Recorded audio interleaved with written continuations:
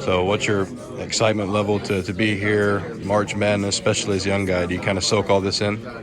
Most definitely, being 18 on a very mature team, and first season is March Madness run. So most definitely like kid dreams in there, and just soaking it all in and just living in the moment with this team. How much has that experience around you helped you grow and maybe even prepare you to be here?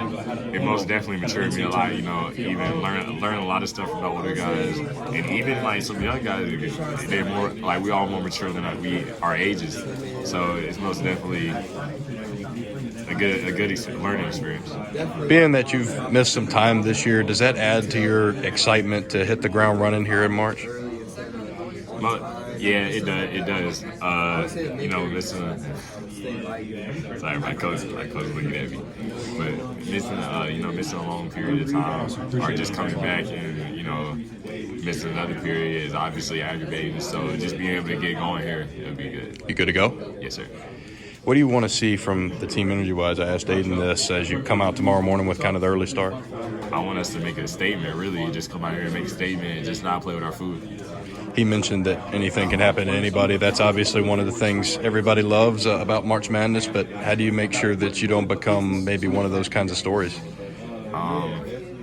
Just stick to the basics. Treat it like another game. How we prepare for one game is how we prepare for every game. So just come in and stick to the basics and do what we're good at. Were you guys surprised to see 14 SEC teams get in? Everybody talked about this league, but that's a lot. I mean, I wasn't surprised.